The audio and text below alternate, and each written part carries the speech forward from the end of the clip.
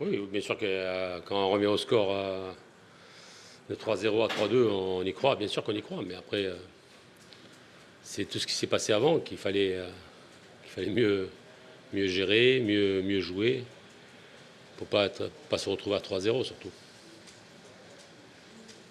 On a vu un schéma finalement peut-être auquel on s'attendait un peu. Vous avez essayé peut-être de les attendre, vous avez manqué de précision dans les contre-attaques. Non, à première mi-temps, premier quart d'heure, première 20 minutes, on défendait bien.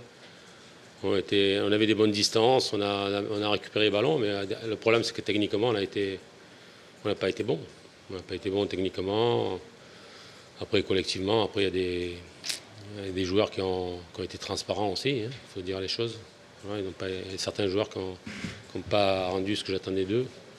Et puis c'est compliqué de gagner des matchs quand il y a beaucoup de joueurs qui sont en deçà de leur niveau.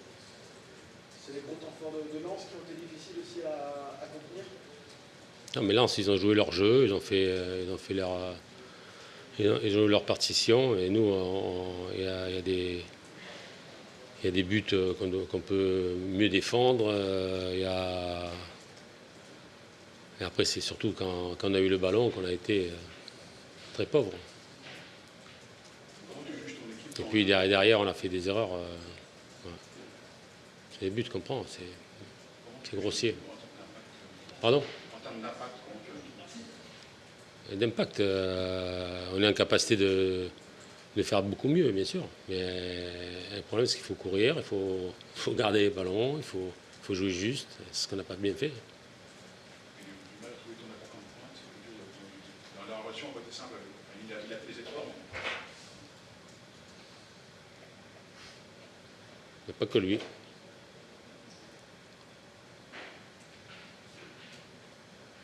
La fin de match est meilleure, c'est ce 3-0, il y a une réaction derrière. Est-ce que c'est aussi ça qu'il faut retenir, la capacité à revenir un peu, même si Lens a peut-être... Non, mais c'est bien sûr qu'il faut retenir ça. Il faut retenir les joueurs qui sont rentrés, ils ont amené un petit plus au collectif. Voilà, ils ont été beaucoup plus justes dans leur choix, dans la qualité technique. Ce qui nous a permis de. Même si Lens a baissé d'un niveau aussi, mais le mérite vient aux joueurs qui sont rentrés, qui ont emmené un plus. Voilà, et trop de défaillances. Derrière, on n'a pas été bon défensivement. Et devant non plus. Devant, techniquement, tenir les ballons pour pouvoir combiner et se créer des situations. Il faut bouger, il faut être capacité d'éliminer, de prendre la profondeur, de faire des appels. Je n'ai pas vu beaucoup de choses positives dans ce domaine-là. C'est ça qui est rageant parce que on a montré des trucs intéressants en match amicaux, mais là, on sait bien que la compétition, c'est autre chose. Justement, l'aspect défensif, ça a contrasté par rapport au match de préparation. Ouais. Il y a trop d'erreurs. Comment vous expliquez qu'autant de vos joueurs étaient en dessous de leur niveau? Je ne peux pas vous dire. Avant un match, vous ne savez pas comment les joueurs vont être sur le terrain. Mes questions, il faut les reposer à eux. Van disait justement aussi avant que vous avez décidé de laisser un peu plus d'espace dans le dos.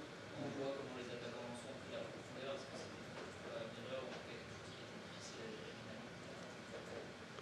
finalement? On ne leur a pas dit de laisser l'espace dans le dos.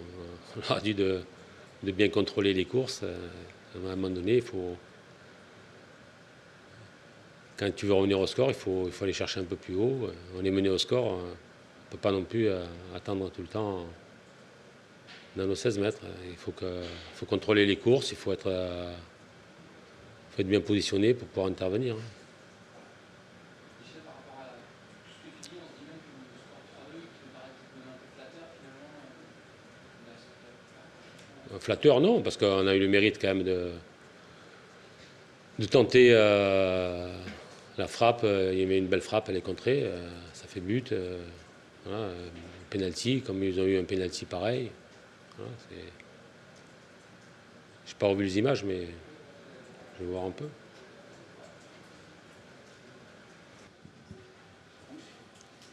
Bonjour. On vous a retrouvé un petit peu comme vous étiez parti avec du foot des émotions, des buts, satisfait de ce que vous avez vu pour cette première? Sur les 75 premiers pourcents du match, oui, très satisfait même. Ça reste un premier match, donc il y a encore plein de choses sur lesquelles on peut avancer, mais je trouve que jusqu'à la 65e minute, on était vraiment très très bien collectivement, voilà, très très bien, pour animer le jeu, parce que c'était un adversaire qui était venu quand même avec des intentions de rester en bloc, de ne pas se livrer, donc il fallait trouver les espaces, on les a trouvés, beaucoup de justesse, beaucoup d'occasions, parce qu'à ce moment-là, je pense qu'on est à 8 ou 9 occasions. Et donc oui, pendant ce temps-là, en marquant 3 jolis buts, c'était une belle partition sur cette grande partie du match. Et alors par contre, qu'est-ce qui s'est passé sur les pourcents qui restent? Les pourcents qui restent, c'est le football, côté imprévisible. Vous prenez un but, une frappe anodine qui est contrée, qui finit dans le petit filet. Et après, on est un peu en retard il y a une légère poussée sur un coup de pied arrêté, il y a le penalty qui est retiré en 2 fois. Et là, d'un match que vous avez complètement maîtrisé, vous passez à 3-2 et il reste un peu de temps. Donc, qu'est-ce que ça se joue là? Ça se joue dans les têtes, quoi, comme toujours, enfin, comme quand ça arrive. Il y a une équipe qui se dit qu'elle a tout maîtrisé et qu'elle va quand même pas perdre un point ce soir. Puis une équipe qui n'avait pas eu grand-chose à faire et qui se dit on va peut-être prendre un point ce soir. Donc, et c'est pas facile de retourner le mental à ce moment-là. Donc un peu moins de mouvement, un peu plus de pression, un peu moins de justesse, et puis on se fait un peu peur, quoi. Mais c'est le football. On a quand même gagné. J'ai une question pour vous. Le Milan AC pour un ancien club, au Milan veut un joueur pareil. C'est difficile pour Lens de le garder? Non, c'est pas difficile. Est-ce qu'il veut faire le prochain pas, franchir un palier? Sera-t-il encore ici à Lens ou ça compte? Comment voulez-vous que je réponde à cette question aujourd'hui? Je n'en sais rien. Aujourd'hui, vous avez vu, c'était le capitaine, il a joué. Demain est certainement un autre jour, mais je ne peux pas répondre à votre question, j'en sais rien. Mais si on veut le garder, on peut le garder. Il est sous contrat. Jamais dire jamais alors? Non, jamais. Mais je dis jamais. Jamais. Qu'est-ce que vous avez pensé du match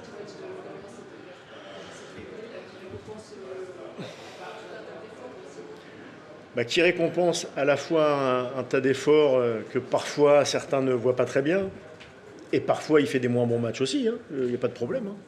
Mais il a une importance dans notre animation off, et autant dans notre animation def, qui est importante. Voilà.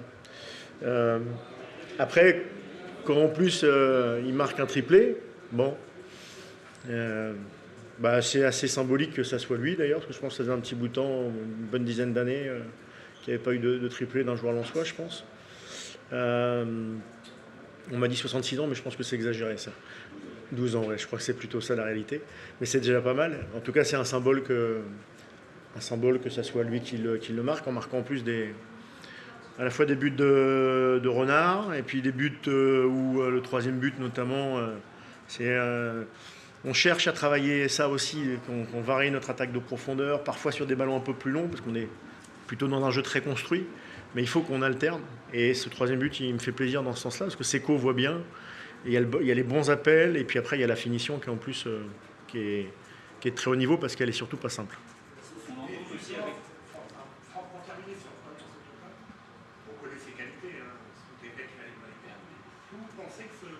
Malgré son parcours, il continue de progresser, il continue de franchir en évaluation. Dans la prépa, je ne sais plus avec qui j'avais été interrogé, et je disais que ce qui compte, c'est que tout le monde progresse. Alors les recrues sur l'assimilation, les jeunes, etc. Mais que quand on veut progresser, il n'y a pas d'âge. Et j'ai dû dire, à 30 ans, bien sûr qu'on peut, à 30 ans et plus, bien sûr qu'on peut progresser. Flo, on est exactement le parfait exemple. Son entente avec Luis Openda semble aussi très avancée, beaucoup de complémentarité entre les deux. Ouais, je pense qu'il y a une bonne complémentarité aussi avec David qui a commencé le match, mais je sais que si c'est avec Wesley, si c'est avec Ghana, avec Gaël quand il sera opérationnel, ou Adam quand il sera opérationnel, En fait, la complémentarité, elle existe quand vous avez envie d'être complémentaire, au-delà des profils des joueurs. C'est-à-dire que si vous êtes altruiste, si vous avez envie de regarder ce que fait l'autre pour faire le bon déplacement, ça fonctionne. Donc, Flo, il a ça c'est sûr. Mais il y a d'autres joueurs. Quand je vois notre animation off sur les 65 premières minutes, c'est pas qu'une complémentarité de deux joueurs. Quand on regarde tous les déplacements qui sont coordonnés, c'est qu'ils ont tous envie de se coordonner. Est-ce que vous avez compris le penalty à retirer pour les Brestois? Alors, il semblerait que ce soit Facundo Medina qui soit rentré dans la surface, mais en première mi-temps, sur penalty lensois, les images montrent aussi que les Brestois sont rentrés avant. Alors honnêtement, j'ai pas revu aucune des images, donc je veux pas faire de commentaires particuliers. C'est vous qui le dites, donc je vous crois. J'ai demandé au 4e arbitre sur le penalty à retirer pour nous. Pour quelle raison il était retiré? C'était bien parce que Fac était rentré, donc bon, moi il n'y a pas de problème. Après, si en effet le penalty de Flo, c'était les mêmes causes, mais il n'y a pas eu les mêmes effets, c'est toute la difficulté de la VAR. Mais j'ai pas vu, donc j'ai vu aucune image. Au-delà de ça, démarrer avec des pompiers comme ça par une victoire, c'est parfait pour la confiance. Il y a une continuité, encore une fois, la continuité de la préparation. Ouais, c'est vrai, on est dans la continuité de la préparation. Je pense qu'on est aussi dans la continuité de ce qu'on faisait sur la fin de saison, même s'il y a eu des évolutions. Parce qu'on doit être à 8 et 6 et 1, 15 matchs officiels et non officiels sans défaite. Donc ça veut toujours dire quelque chose. Même si le week-end prochain, ça sera compliqué, mais ça veut dire qu'il y a quand même des choses assez stables et ça, c'est plutôt encourageant. J'espérais que vous me la posiez, cette question. Mais c'est vrai, mais je suis d'accord avec vous, mais entièrement d'accord. Parce que ce match-là, quand on le maîtrise, on se dit à 3-0, ça peut peut-être encore faire autre chose à la fin. Comme les joueurs, d'ailleurs, je peux vous dire que les joueurs, notamment chez les défenseurs ou chez les joueurs à vocation défensive, il y avait pas de la déception, mais une frustration. Évidemment, mais je le comprends, j'étais défenseur, mais comme je suis entraîneur maintenant, j'accepte nos petites erreurs quand on gagne les matchs et quand on fait plutôt des bonnes choses.